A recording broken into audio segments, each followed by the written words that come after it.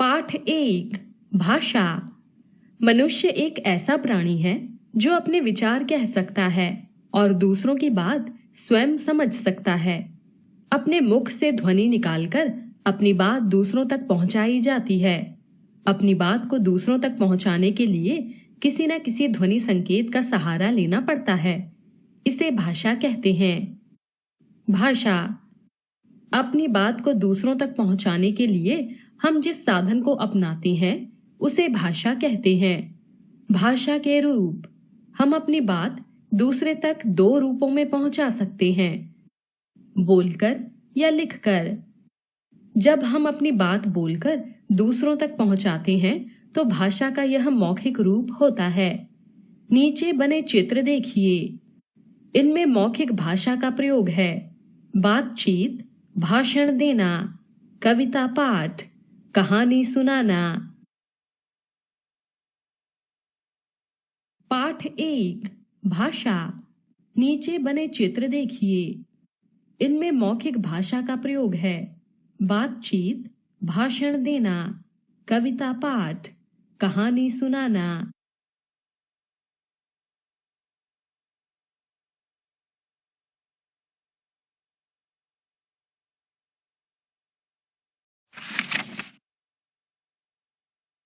जब हम लिखकर अपने विचार दूसरों तक पहुंचाते हैं तब वह भाषा का लिखित रूप होता है। लिखित भाषा के उदाहरण के लिए नीचे बने चित्र देखिए। पत्र लिखना, समाचार पत्र, सूचना या आदेश लिखना। भाषा का मूल रूप मौखिक भाषा है। सांकेतिक भाषा में भी बात समझाई जाती है। जैसे गार्ड को हरी झंडी दिखाना, चौराहे पर लगी ट्रैफिक लाइट, हॉर्न बजाना।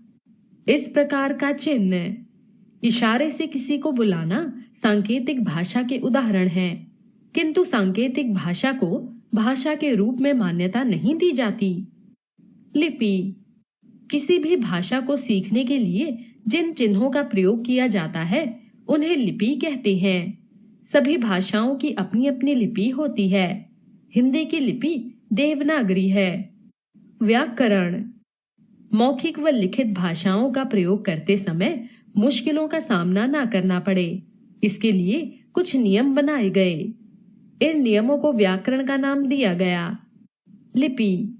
व्याकरण वह शास्त्र है जो भाषा को शुद्ध रूप में बोलना, लिखना व समझना सिखाता है।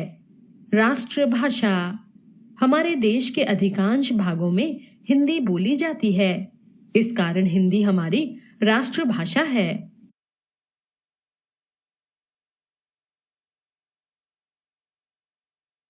जब हम लिखकर अपने विचार दूसरों तक पहुंचाते हैं तब वह भाषा का लिखित रूप होता है।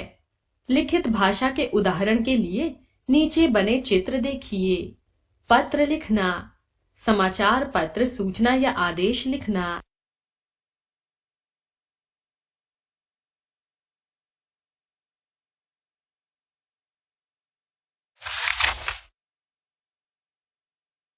अब आपने जाना।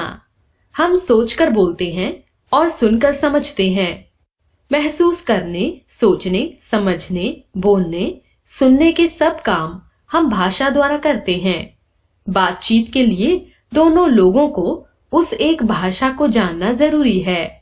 भाषा को लिखित रूप देने के लिए निर्धारित चिन्ह लिपि कहलाते हैं। व्याकरण वह शास्त्र है जो हमें शुद्ध बोलना, पढ़ना व शुद्ध लिखना सिखाता है। हिंदी भाषा की राष्ट्रभाषा है। हिंदी भाषा की लिपि देवनागरी है। आओ अभ्यास करें। रिक्त स्थानों की पूर्ति सही शब्दों से कीजिए। सही मिलान कीजिए।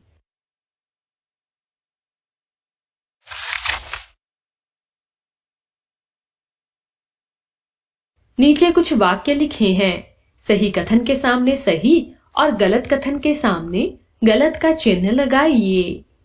नीचे बने चित्र देखिए और लिखिए कि ये भाषा का कौन सा रूप प्रकट कर रहे हैं।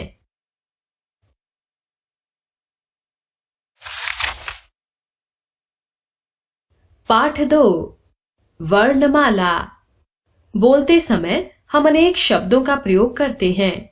ये शब्द ध्वनियों से मिलकर बनते हैं। प्रत्येक ध्वनि के लिए अलग अलग चिन्ह बना लिया जाता है।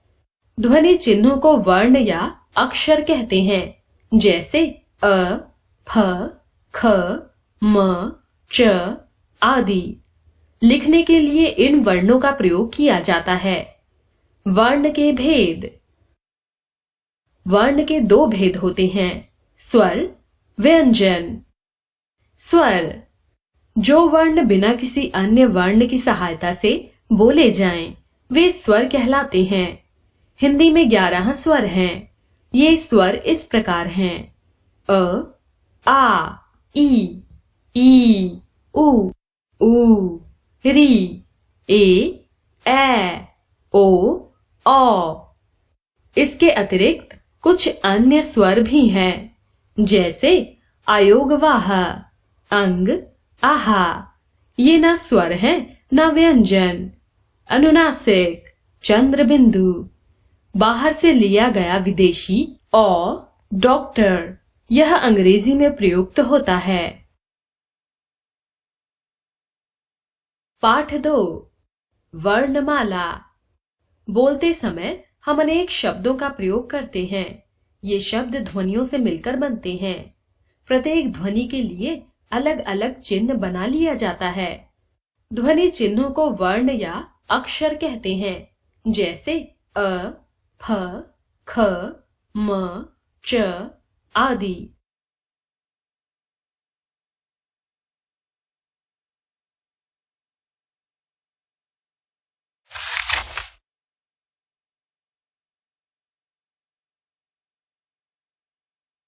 व्यंजन, स्वर की सहायता से बोले जाने वाले वर्ण व्यंजन कहलाते हैं। हिंदी में व्यंजन की संख्या 33 होती है। व्यंजन इस प्रकार हैं: क वर्ग, क, ख, ग, घ, अंग।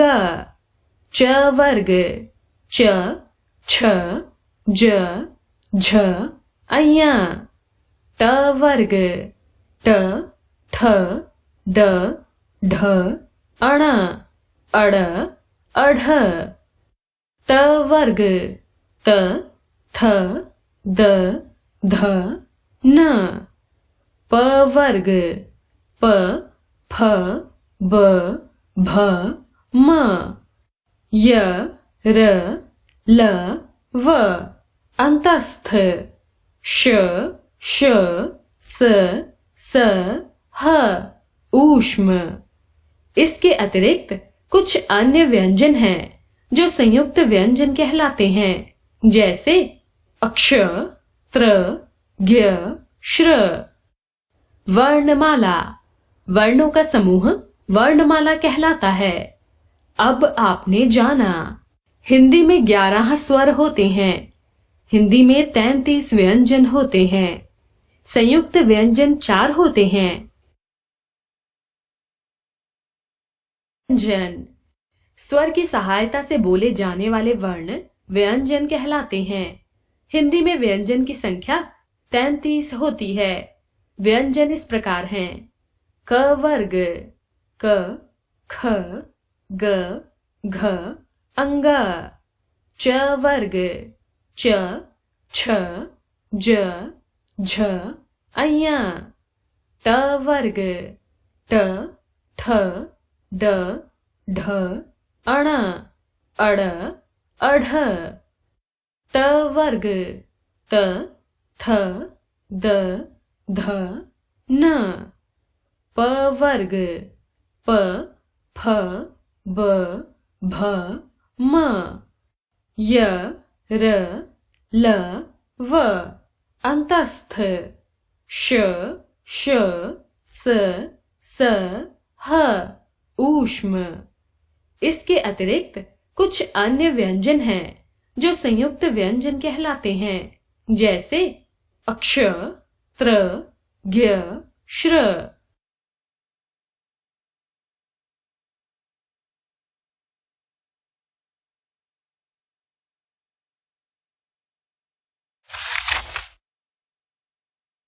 आओ अभ्यास करें।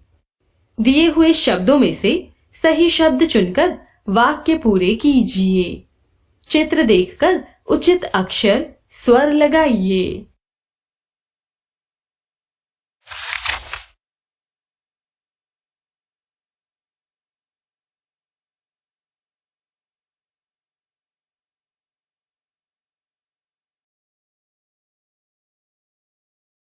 नीचे बने चित्र देखकर उचित व्यंजन लगाइए। व्यंजन लिखकर अभ्यास कीजिए।